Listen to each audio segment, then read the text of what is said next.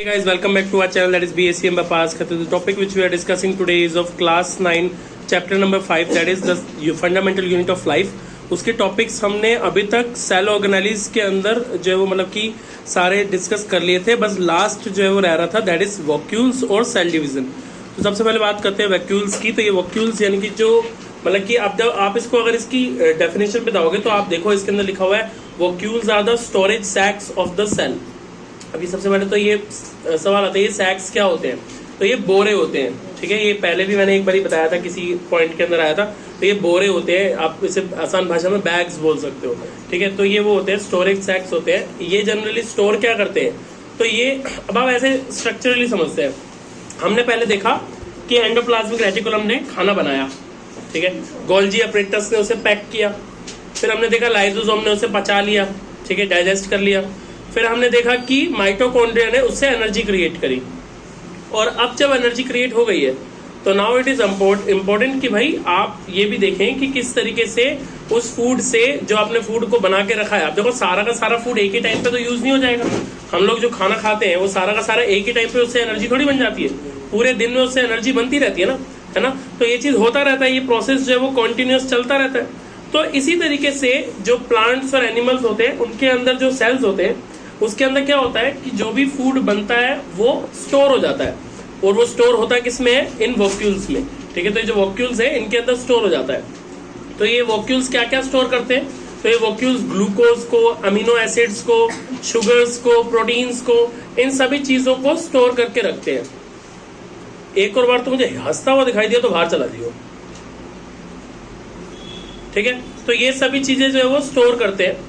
तो animal cells जो होते हैं उनके अंदर वॉक्यूल्स का साइज जो है वो छोटा होता है, ठीक है. एनिमल सेल्स में वॉक्यूल्स का साइज जो है वो छोटा होता है. उसके पीछे का लॉजिक देखो. एनिमल को जब भूख लगेगी वो चाहे छीन के खाए, झपट के खाए, चाहे आपसे कैसे भी करके मांगे, लेकिन वो खाएगा, है ना.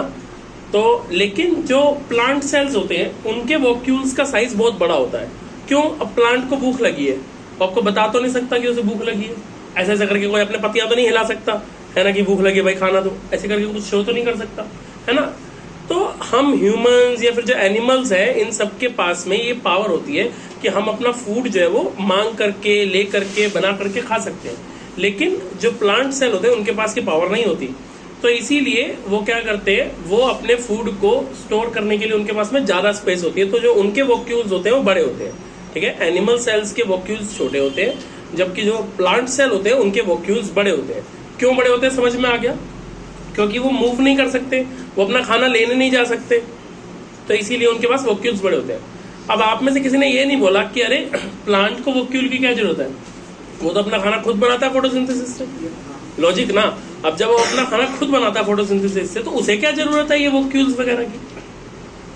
तो पॉइंट इज कि आप देखो बहुत सारे ऐसे दिन होते हैं, बहुत सारा ऐसा टाइम होता है जब सन निकलता ही नहीं है ना. ऐसे आपने देखा होगा सर्दी के दिनों में या फिर आप देखो बारिश के दिनों में हफ्ता 10-10 दिन हो जाते हैं, सूरज ठीक से निकलता ही नहीं है. तो ऐसे टाइम पे जब सन रेगुलर नहीं निकलेगा तो ऐसे टाइम पे क्या होगा, खाना कहाँ से आएगा, ऐसे तो प्लांट मर जाएगा. तो इसीलिए प्लांट को अपने पास में बहुत सारा फूड जो वो स्टोर करके रखना पड़ता है. किसके अंदर, वॉक्यूल्स के अंदर. समझ में आ गया. इसीलिए जो प्लांट सेल के वॉक्यूल्स होते हैं वो कंपैरेटिवली एनिमल सेल से बहुत बड़े होते हैं. इतनी बात क्लियर है. साथ ही में पहले एक और अमेजिंग फैक्ट ये कि जो प्लांट सेल के अंदर जो वॉक्यूल्स होते हैं ना वो पूरे सेल का ऑलमोस्ट 50 to 90% हिस्सा कवर कर लेते हैं. बात समझ रहे हो. मतलब अगर पूरे सेल का वेट मान लो कि 100 ग्राम है, वैसे तो बहुत ज्यादा बोल दिया मैंने, मान लो कि पूरे सेल का वेट 100 ग्राम है तो लगभग 50 से लेकर के 90 ग्राम का तो क्या होगा, उसके अंदर वॉक्यूल ही होगा. क्यों, ताकि ज्यादा से ज्यादा खाने को स्टोर करके रखा जा सके. क्लियर है इतनी बात. नेक्स्ट थिंग, अब इसके अंदर क्या है, अब ये आपको समझ में आ गया वॉक्यूल्स क्या है, क्या करता है, कैसे करता है. और last topic of this chapter that is cell division, ठीक है. ये सेल डिवीजन क्या होता है, कैसे होता है, क्यों होता है. तो देखिए जो भी सेल्स जो है वो अभी आप देखो, मैंने आपको एक सिंपल चीज बताऊं. आपको पता है ना सेल मर गए, है ना. बहुत सारे सेल यहाँ पे मर गए होंगे, कुछ मर गए होंगे, कुछ डैमेज हो गए होंगे, कुछ ऐसे हो गए होंगे कि अभी थोड़ा सा ऐसे जख्मी है, थोड़ी देर में जाग जाएंगे, तो ऐसे होंगे ना. अब ये जो सेल्स में ऐसे, मैं तो मजे में मार रहा हूँ, ठीक है. तो ऐसे करते करते तो यार बॉडी में बहुत नुकसान हो जाएगा. तो नए सेल बनने बहुत जरूरी है। अगर पुराने मर रहे हैं तो नए बनने बहुत जरूरी है। तो ये जो नए सेल्स बनते कैसे हैं, तो ये जो नए सेल्स बनने का प्रोसेस है ना, इसी को सेल डिवीजन बोलते हैं। ठीक है, इसी को सेल डिवीजन बोलते हैं। मतलब ऐसा नहीं होता कि ऑल ऑफ सडन कहीं से कोई सेल पैदा हो जाएगा। इसके अंदर क्या होता है कि एक सेल जब मैच्योर होता है तो वो उससे और सेल्स बनने लगते हैं। ठीक है, एक सेल बड़ा हो गया, उसी सेल से अब 2 सेल बन जाएंगे, उसी सेल से अब 4 सेल बन जाएंगे, उसी से अब 8 बन जाएंगे, लाख बन जाएंगे। यार मैंने लास्ट टाइम बताया था कि कैंसर वाली बीमारी में क्या होता है, सेल्स मल्टीप्लाई होते चले जाते हैं। तो मल्टीप्लाई कैसे होते हैं, इसी तरीके से, पर इनका डिवीजन बहुत तेजी से होता चला जाता है। सेल डिवीजन बहुत तेज हो जाता है उसके अंदर। बात समझ में आई? तो कहने का मतलब क्या है कि जब भी सेल्स को बढ़ना होता है, जब भी सेल्स को ग्रो करना होता है, वो क्या करते हैं, सेल डिवीजन करते हैं। मतलब अपने सेल को 2 पार्ट्स में डिवाइड कर देते हैं, फिर अगला सेल अपने आप को 2 पार्ट में डिवाइड कर देता है। इस तरीके से नए नए सेल्स बनते रहते हैं, पुराने मरते रहते हैं, रिपेयर होते रहते हैं। ये सब कुछ, ये पूरा प्रोसेस चलता रहता है। क्लियर है इतनी बात? नेक्स्ट थिंग इज, ये जो सेल डिवीजन होती है 2 तरीके से होती है। एक होती है माइटोसिस, एक होती है मियोसिस। ठीक है, माइटोसिस, मियोसिस। माइटोसिस क्या होती है? माइटोसिस तब होता है जब कोई एक सेल अपने आप को 2 पार्ट्स में डिवाइड कर ले और जो 2 नए सेल बने हैं वो बिल्कुल सेम, यहाँ पे लिखा होगा आइडेंटिकल डॉटर सेल्स। ठीक है, आइडेंटिकल डॉटर सेल्स में बन जाए। ठीक है, मतलब कि सेम डिट्टो वो मेन सेल जैसे दिखाई दे, जैसा मेन सेल था ना, बिल्कुल जो नए सेल बने वो बिल्कुल उसके जैसे दिखाई दे रहे हैं। ठीक है, तो जब कोई एक सेल 2 पार्ट्स में बढ़ जाता है, ठीक है, एक सेल 2 में डिवाइड हो जाता है और जो दोनों सेल हैं वो बिल्कुल वैसे ही दिखाई देते हैं जैसा पहला वाला सेल दिखाई देता था, तो इसको बोलते हैं क्या, माइटोसिस। समझ में आया? दोबारा बोल रहा हूँ, जब एक सेल डिवाइड होकर 2 सेल में बढ़ जाता है और जो 2 सेल बने वो बिल्कुल वैसे ही दिखाई देते हैं जैसा फर्स्ट सेल दिख रहा था, तो उसको बोलते हैं क्या, माइटोसिस। जबकि मियोसिस क्या होता है?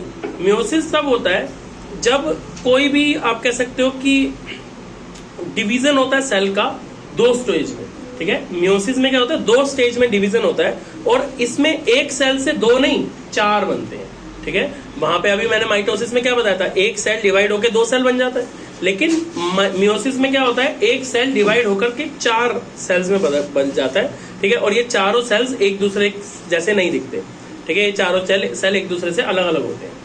समझ में आई इतनी बात? ठीक है, तो इसको बोलते हैं क्या, मियोसिस। क्लियर है यहाँ तक की बात?